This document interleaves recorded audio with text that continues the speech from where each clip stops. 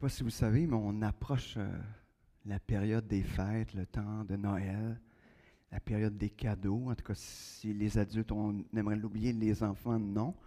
Eux autres n'ont pas oublié cela. Et ce qui est le fun avec les enfants dans le temps des fêtes, c'est qu'on leur achète des cadeaux. Puis là, on a passé des heures et des heures à essayer de trouver le cadeau. Hein? Je vais dire mais des fois, c'est les cadeaux qui vont faire une différence et qui vont vraiment être... Puis là, on est vraiment content comme parents. On a trouvé la patente qui va les rendre heureux. Et comme chaque fois, les enfants, ils déballent le cadeau. Là, ils sont excités, surtout s'il est plus beau, tu sais, aussi. Puis là, ils le rouvrent. Puis là, tout à coup, ils voient le jouet, ils sont vraiment contents, là. Ça dure 5 minutes. Ben, je vais être généreux, là. Je vais juste enlever mon sac parce qu'il me dérange moi-même. Fait que, excusez. C'est le fun de voir un petit trou dans la projection. Mais ça dure 5 minutes et après ça, qu'est-ce qu'on découvre? C'est que les enfants se mettent à jouer avec la boîte. Et au bout de quelques années de ce traitement-là, nous, on avait pris la décision, on achetait juste des boîtes pour les enfants. Non, on n'a jamais fait ça. Mais on a l'impression que la boîte est plus intéressante que le contenu. Pourtant, on pense que c'est la bonne affaire. Et Paul, aujourd'hui, dans la deuxième lettre à Timothée, il veut nous exhorter à une chose. C'est que quand on déballe le cadeau, on a reçu un beau cadeau, hein? Le beau cadeau de l'Évangile. C'était le fun, on a reçu ça. Puis le problème, c'est que on n'est pas différent de nos enfants. On joue avec la boîte. On joue avec la boîte. Pourtant, le Seigneur nous donne de grandes vérités, des choses importantes qui est la parole de Dieu. Puis là, on se contente de parler autour de la parole de Dieu, à propos de la parole de Dieu. Puis on vient le dimanche entendre parler de la parole de Dieu. Mais on est tout ce temps-là en train de jouer avec la boîte de l'Évangile. Au lieu de s'approprier l'Évangile, au lieu de s'approprier le contenu de la parole de Dieu, au lieu de se laisser transformer par l'Évangile. Donc, ce matin, Paul y exhorte Timothée à encourager les gens à arrêter de jouer avec la boîte. On est dans la deuxième lettre à Timothée et cette deuxième lettre à Timothée, c'est probablement la dernière lettre que Paul a écrite. D'ailleurs, on peut le voir dans chapitre 4, versets 6 à 8. Il nous dit « Car en ce qui me concerne, je suis prêt d'offrir ma vie comme une libation pour Dieu. Le moment de mon départ est arrivé. J'ai combattu le bon combat. » Vous vous souvenez le lien avec la semaine passée, hein? J'ai achevé ma course, j'ai gardé la foi. Le prix de la victoire, c'est-à-dire une justice éternelle, est déjà préparé pour moi. Le Seigneur, le juste juge, me le remettra au jour du jugement, et pas seulement à moi, mais à tous ceux qui, avec amour, attendent sa venue. Imaginez, c'est un peu le testament de Paul qu'on retrouve dans la deuxième lettre à Timothée. Le testament qu'il laisse à Timothée pour dire « Hey là, voici tout ce qui s'est passé, voici ma vie, moi je suis prêt de mourir. Mais s'il y a une chose que je veux que vous reteniez, ou s'il y a quelque chose que je veux que vous reteniez, c'est ce qu'on va voir aujourd'hui. » Et je pense que d'une certaine manière, il est en train de dire « Arrêtez donc de jouer avec la boîte, puis commencez à vous approprier l'Évangile. » Donc, je vais prier. Et après ça, on va tourner justement dans sa parole. Et Seigneur Dieu, ce matin, on veut nous-mêmes être comme des Timothées, être à l'écoute de ce que tu as pour nous. Seigneur, montre-nous si on est de ceux qui jouent avec la boîte au lieu de s'approprier ta parole, au lieu de s'approprier la vérité de l'Évangile. Seigneur, conduis-nous. Conduis-nous ce matin. Seigneur, on veut t'entendre. Et Seigneur, on ne veut pas juste t'entendre, mais on veut obéir à ce que tu vas nous donner ce matin. On ne veut pas être juste des auditeurs oublieux qui aiment entendre à propos. On veut être de ceux qui vivent, qui obéissent à ta parole. Merci, Seigneur. Amen. Le passage qu'on va voir ce matin fait un petit peu résonance dans l'application d'un passage des Évangiles que Paul a mis en application, mais un passage qu'on trouve dans Matthieu 28, un texte qu'on connaît pour la plupart par cœur. Hein, quand Jésus dit dans Matthieu 28, à partir du verset 18, où il dit « Alors Jésus s'approcha d'eux et leur parlant ainsi. J'ai reçu tout pouvoir dans le ciel, sur la terre. Allez donc dans le monde entier, faites des disciples parmi les peuples. Baptisez-les au nom du Père, du Fils, du Saint-Esprit, et apprenez-leur à obéir à tout ce que je vous ai prescrit. Et voici, je suis moi-même avec vous chaque jour jusqu'à la fin du monde. » Paul a voulu mettre ce passage-là en pratique. Enseignez-leur à obéir. Enseignez-leur à obéir. Ça veut dire enseignez-leur à mettre en pratique ce qui est écrit dans la parole de Dieu. Enseignez-leur. Et c'est ce que Paul va relancer aujourd'hui dans le texte qu'on va regarder ensemble. C'est ce qu'il relance avec Timothée. Donc, aujourd'hui, on va être dans 2 Timothée au chapitre 3. On va commencer à partir du verset 10.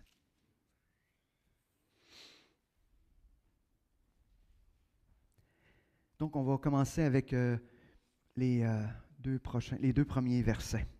« Mais toi, tu as pu m'observer dans mon enseignement, ma conduite, mes projets, ma foi, ma patience, mon amour, mon endurance. Tu as pu voir quelle persécution et quelle souffrance j'ai endurée à Antioche, à Iconium et à Lystre. Quelle persécution, en effet, n'ai-je pas subie? Et chaque fois, le Seigneur m'en a délivré. » Il est en train de se présenter, Paul, comme un modèle de disciple. Et en même temps, dans ce qu'il décrit, il est en train de nous dire à nous de quelle manière on peut observer un disciple de Jésus. Un disciple de Jésus, on devrait être capable de l'identifier à partir d'un de ses enseignements. Qu'est-ce qu'il enseigne? Qu'est-ce qu'il dit? Est-ce qu'il est en train de parler de la vérité de la parole de Dieu ou il est en train d'enseigner autre chose qui est en dehors de la parole de Dieu, un autre évangile? Deuxième chose, sa conduite. Est-ce que ses comportements, ses actions sont conformes à la vérité de l'Évangile? Ou ils sont conformes à la réalité de la chair, à la réalité de ce que le monde offre? Troisième chose, il parle de ses projets. Les projets, wow! On en a-tu des projets? Moi, j'en ai plein de projets. Mais est-ce que mes projets sont conformes à la réalité de l'Évangile? Est-ce que c'est, si je prends mes projets, est-ce qu'ils sont genre où je suis toujours en train de dire, Seigneur, viens bénir mes projets, ou je suis en train de dire, Seigneur, je veux être dans tes projets? Quels sont nos projets? Sa foi.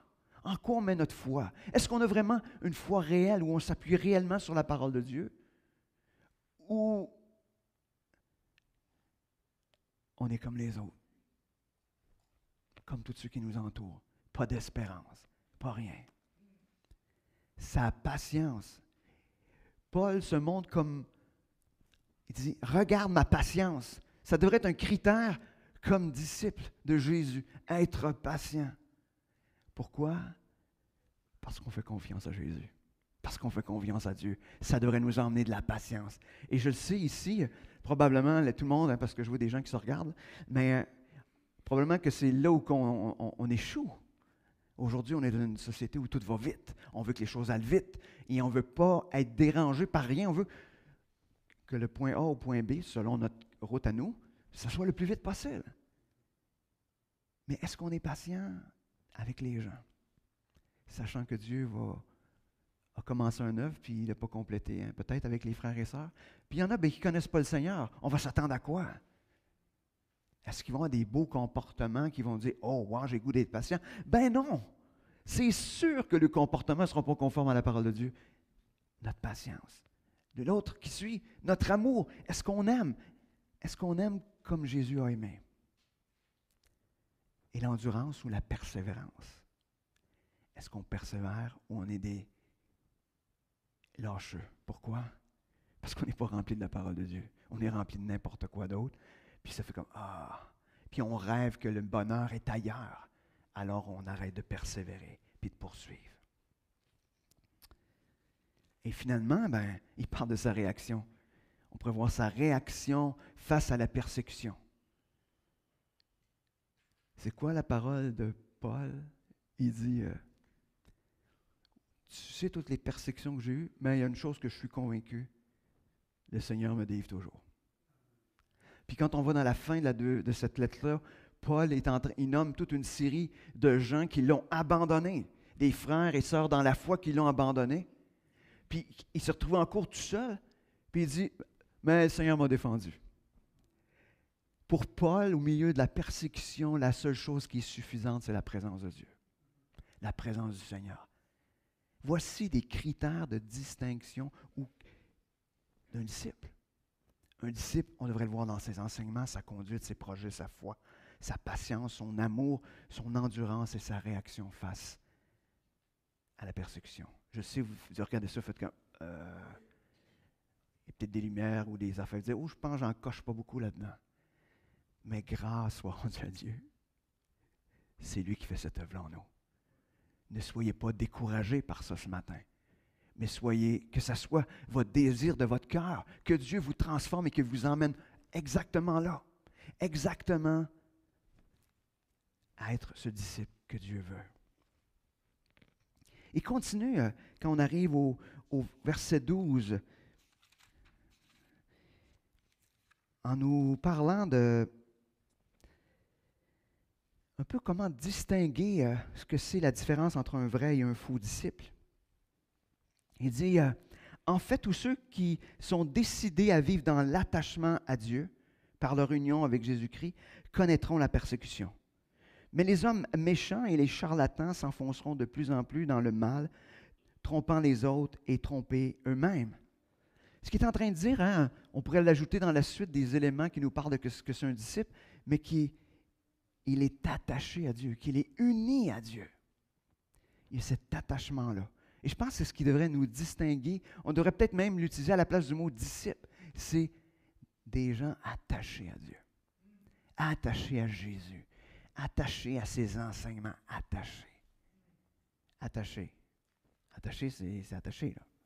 Hein? C'est pas juste genre, je le suis de loin. Non, non, c'est attaché. Ça veut dire que quand lui va à gauche, je vais à gauche, puis quand il va à droite, je vais à droite. Hein? Il n'y a pas le choix. Je suis attaché après lui. Mais ce qu'il est en train de dire, c'est que parce qu'on est attaché, la persécution va venir. Il va y avoir des réactions des gens qui ne veulent rien savoir de Dieu. Et des fois, on n'a pas de persécution. Savez-vous pourquoi? Parce qu'on n'est pas attaché. Je ne dis pas qu'on devrait être tous persécutés comme à l'époque. Je n'en ai aucune idée à quoi ça peut ressembler. Mais je suis certain que quand on se met à affirmer les vérités de l'Évangile, les gens autour, ils réagissent. De toutes sortes de manières, ils réagissent. Puis d'autre part, il dit ceux qui se disent croyants, mais que dans les faits, ils ne le sont pas, mais c'est qu'ils s'attachent de plus en plus au désir de leur propre nature, de leur nature pécheresse. Ils vont croire des mensonges, et non seulement ils vont croire les mensonges, ils vont véhiculer les mensonges, puis ils vont tromper les autres avec ces mensonges-là. Quand on prêche un autre évangile, on n'est malheureusement pas un disciple de Jésus. Puis si notre vie, c'est juste une prédication du mensonge, nous ne sommes pas non plus un enfant de Dieu. Et on est rejeté. Des fois, on peut enseigner des choses qui vont être en dehors. Mais rappelons-nous que ce qui va nous distinguer, c'est cet attachement à Dieu. Puis si on est attaché à Dieu, sachez une chose, le Seigneur va vous ramener dans le bon chemin à un moment donné quand on prend des détours. Des fois, c'est plus long, mais le Seigneur le fait toujours. Si on continue, Paul, il exhorte Timothée, puis il nous exhorte aussi d'une certaine manière à, on pourrait dire, c'est là que j'appelle l'exhortation à arrêter de jouer avec la boîte. On voit ça à partir si on lit 14, versets 14 et 15. Il dit à Timothée, mais vous pouvez le prendre pour vous-même. Pour toi, reste attaché à tout ce que tu as appris et reçu avec une entière conviction. Tu sais de qui tu l'as appris. Depuis ton enfance, en effet, tu connais les Saintes Écritures. Elles peuvent te donner la vraie sagesse qui conduit au salut par la foi en Jésus-Christ. Il dit, reste attaché à l'Évangile que tu as appris et que tu as reçu. Je l'ai entendu, je l'ai reçu. Quel est l'Évangile que nous avons reçu? Peut-être que le problème dans nos vies, c'est que nous n'avons pas reçu l'Évangile dans tout ce qu'elle était. On s'est peut-être contenté des parties de l'Évangile.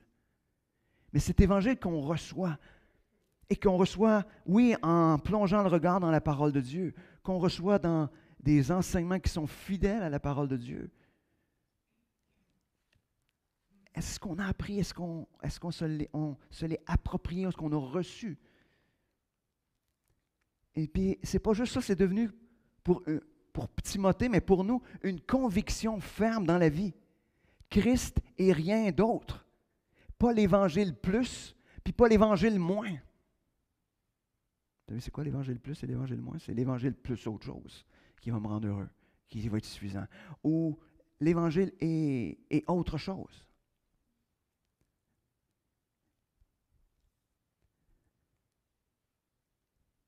Et il disait à Timothée, il dit, tu sais de qui tu l'as reçu? Et probablement qu'il parle un peu de lui-même. Mais nous autres aussi, on l'a reçu un peu de ce que Paul nous a transmis à travers la parole, mais on sait que la parole de Dieu, c'est Dieu lui-même qui parle à nos cœurs au travers de Paul ou de d'autres auteurs des Écritures. Et voici, c'est ça qu'on a reçu, le cadeau qu'on a déballé, cette vérité de la parole de Dieu. Et peut-être que des fois, on délaisse la parole de Dieu, la vérité de l'Évangile, pour se mettre à jouer avec autre chose. Puis on oublie de s'approprier la parole de Dieu dans toute sa puissance. Comment Dieu veut nous transformer. Et maintenant, on va arriver dans le verset 16, qui je trouve le point, ou qui nous amène à passer de la boîte à jouer.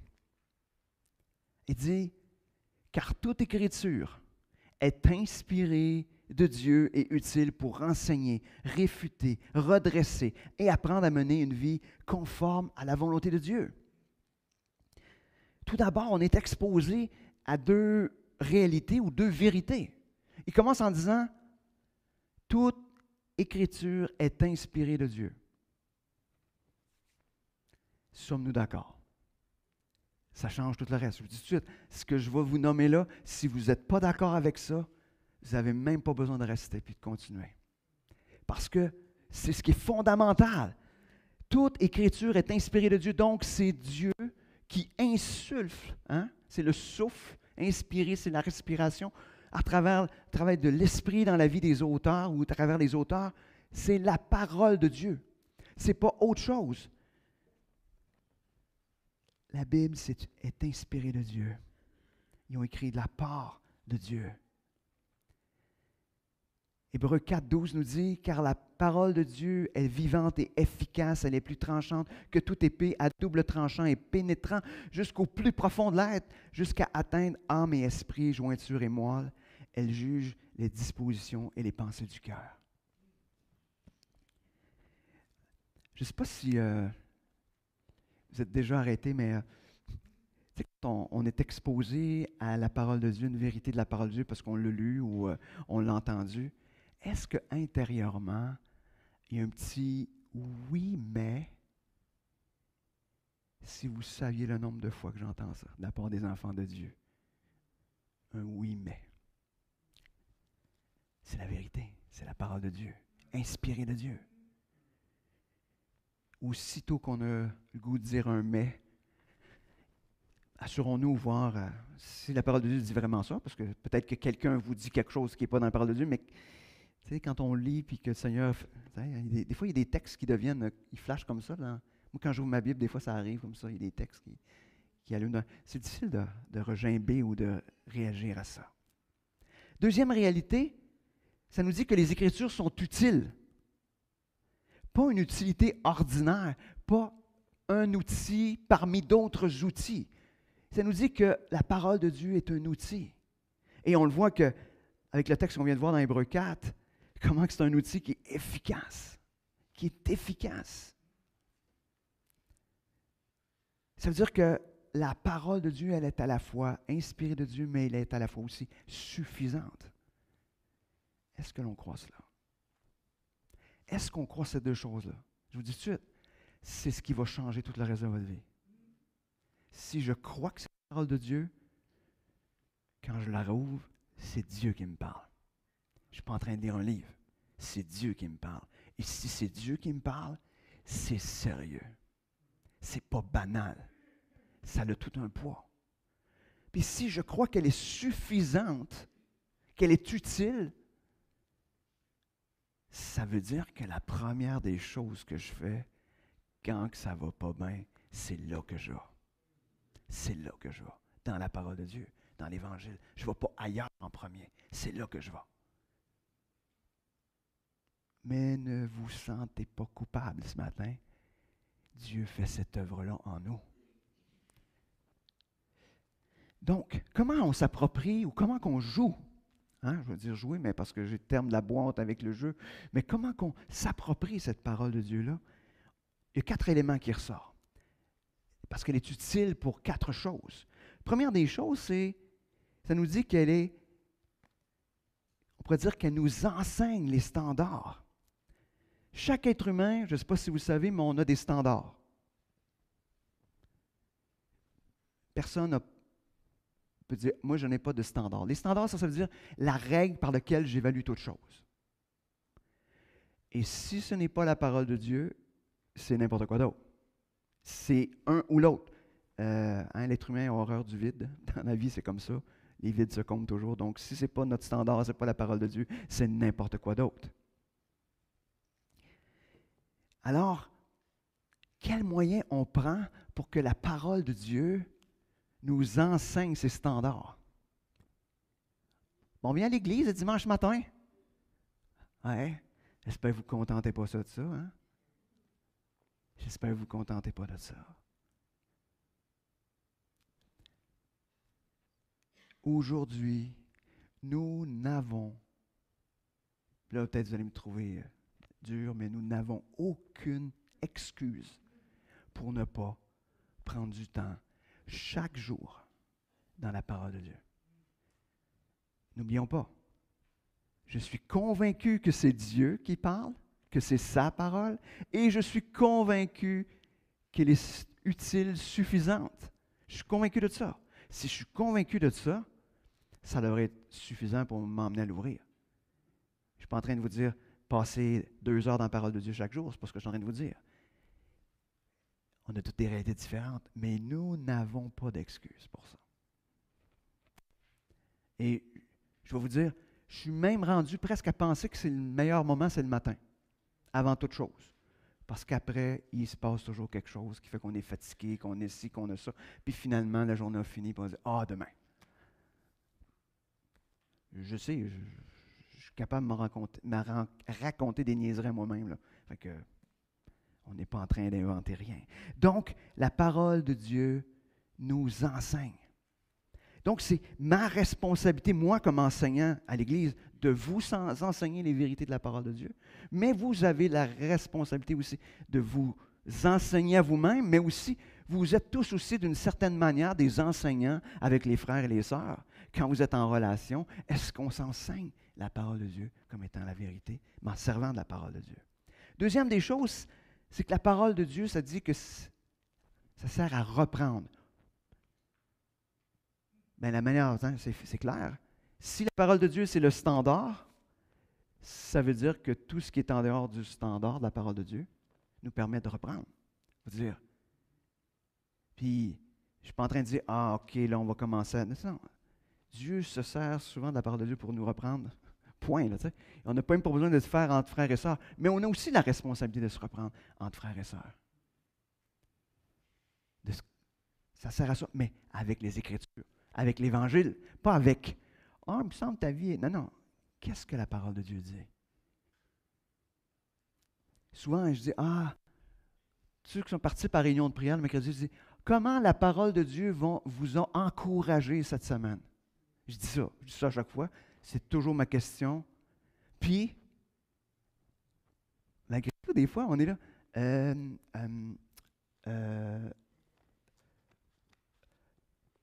Ah, il s'est passé ça à travers. Oui, oui, c'est correct. Je ne dis pas que Dieu ne nous encourage pas autrement. Mais soyons encouragés, premièrement, par la parole de Dieu. Et c'est ce qui va nous permettre de, oui, d'être corrigés, hein, parce que être pris en comparant les standards. Si ça, c'est la vérité, puis qu'il y a autre chose, bien, je compare, puis là, je fais comme, oups, OK, il y a un espace entre les deux, donc, nous permet de reprendre. Et comme un petit peu je vous disais, c'est quoi votre réaction première quand vous êtes repris, quand la parole de Dieu vous reprend, ou quand quelqu'un arrive et dit, ah, mon frère, ma soeur, la parole de Dieu dit ça. Qu'est-ce que tu en penses? Y a-t-il un oui, mais? Est-ce que ça, intérieurement, on ne veut pas. On ne veut pas. On est tous pareils. Mais on a besoin de se laisser reprendre. Et finalement, pas finalement, mais troisièmement, l'utilité, ça sert à réajuster selon les standards. Parce qu'une fois qu'on a compris qu'on était en dehors de la vérité ou de la parole de Dieu, la repentance, si on se repent, après ça, on dit, OK, mais Seigneur, je veux aller là. Je veux être conforme à ce que tu me dis dans ta parole. Et le quatrième, ça dit que ça sert à entraîner, s'entraîner. S'entraîner selon les standards des vérités de la parole de Dieu. J'aime ce terme entraîner, on en a parlé un petit peu la semaine passée, mais s'entraîner, ça prend du temps. Hein? Les gars qui vont dans des gyms, là, tu sais. Puis là, il a fait une séance, la première, puis là, il a eu mal au cœur parce qu'il a donné plus que ce qu'il fallait. Là. C'est parce que je parle de moi, j'ai déjà fait ça. Puis là, il se réveille, puis là, je check, parce qu'il y a toujours des beaux miroirs où est-ce qu'on s'entraîne. Là. Puis là, ça n'a pas bougé. Ça prend un certain temps. Je ne sais pas, je ne me suis jamais rendu là, mais ça prend un certain temps. Ça prend un certain temps. Probablement plusieurs mois avant de voir des résultats vraiment, là, tu sais, très apparents. Donc, la même affaire que la parole de Dieu, c'est à force de s'entraîner, à force d'être dans la parole de Dieu, qu'on devient de plus en plus ou que l'Esprit utilise ces textes-là dans notre vie pour nous emmener à poser les bons gestes, à avoir les bonnes pensées, les bons comportements.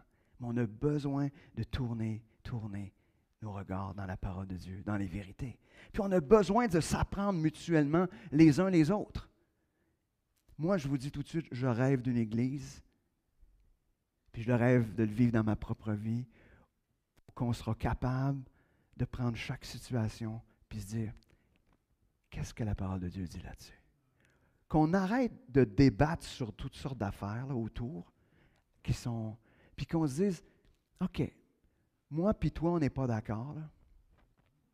Parfait. Dans un couple, moi et mon épouse, nous ne sommes pas d'accord. OK. Puis qu'on prenne la parole de Dieu, puis on mette ça au milieu, puis on dise, qu'est-ce que la parole de Dieu dit? Qu'est-ce que la parole de Dieu dit? Comment cette parole-là vient transformer cette situation-là? Comment cet évangile-là devient la bonne nouvelle dans ma vie? Dans notre couple, dans notre vie d'église, dans nos relations entre frères et sœurs. Et qu'au lieu de débattre, on se mette à appliquer et à obéir la parole de Dieu. Et ce que je réalise, c'est qu'en général, quand on a un débat, nous avons tous les deux tort. c'est la parole de Dieu qui a raison. Et dans les deux cas, chacun, on est obligé de se repentir et de dire, Seigneur, je suis en dehors de la vérité. Voici la vérité. Puis je veux me conformer.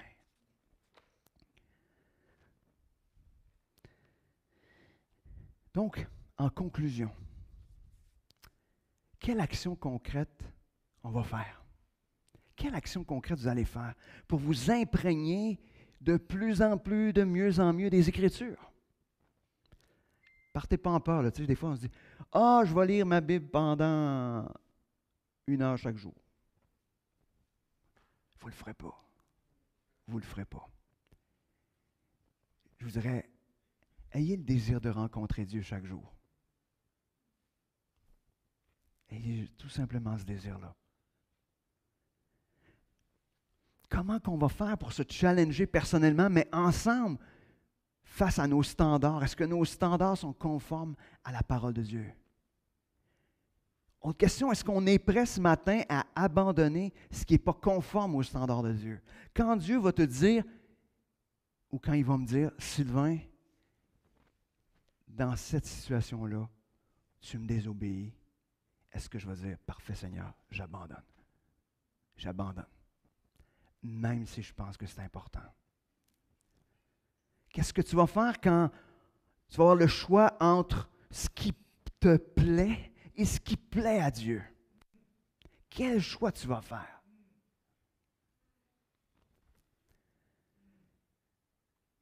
Jusqu'où on est prêt à se laisser réajuster dans nos actions, nos pensées, nos décisions par les standards de Dieu?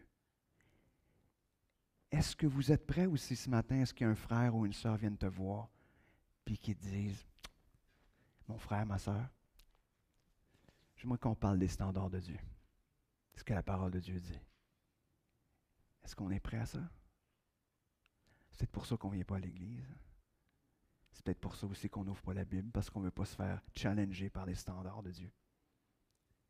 Est-ce qu'on va oser avoir des conversations avec l'Évangile au centre, où on va être obligé de dire, OK Seigneur, on est toutes les deux dans le tort, parce que c'est toi qui as raison. Quel sera notre plan d'entraînement quotidien pour devenir de plus en plus semblable à Dieu? Mais toujours tout cela en se rappelant que Jésus a promis d'être continuellement avec nous. Puis qu'il n'y a rien qui est possible par nos propres forces. Nous avons besoin d'être dans la dépendance à Dieu, de laisser l'Esprit agir dans nos vies. Et c'est une promesse que Jésus a faite de toute façon de faire. Puis, je suis certain que comme disciples, le désir de nos cœurs, c'est de vivre ce que le verset 17 dit. Hein? Ça nous dit, ainsi l'homme de Dieu. Ainsi l'homme et la femme de Dieu. Ça, là, c'est pas juste pour les leaders d'église, des pasteurs. Non, non, non. Vous êtes appelés à être des hommes de Dieu et à être des femmes de Dieu. Il se dit, ainsi l'homme de Dieu ou la femme de Dieu se trouve parfaitement préparé, équipé pour accomplir toute œuvre bonne, toute œuvre qui plaît à Dieu. Donc, la vérité de l'Évangile, se laisser corriger, se laisser ramener au standard de Dieu, avec un cœur repentant, prêt à obéir, c'est ce qui va nous permettre de pouvoir être en plein au milieu de la volonté de Dieu. Donc ce matin, arrêtons de jouer avec la boîte et approprions-nous ce précieux cadeau de l'Évangile. Prions. Seigneur Dieu, merci. Merci pour ta parole ce matin. Seigneur, je vois que dans ce texte, c'est tout un défi. C'est un défi pour moi, c'est un défi pour chacun d'entre nous. Seigneur, le désir de nos cœurs, c'est d'être transformés par toi, d'être obéissants. Notre désir de notre cœur, c'est d'être de ceux qui sont attachés à toi. Seigneur, ce matin, viens mettre en lumière ce qui est dans notre cœur. Viens mettre en lumière toutes nos oui, mais. Seigneur, conduis nos cœurs à la repentance ce matin, afin que l'on puisse s'approcher de toi de mieux en mieux, de plus en plus. Seigneur, permets qu'on puisse être de plus en plus transformés, de plus en plus remplis de cet évangile précieux. Merci Seigneur de ce que tu vas faire. Amen.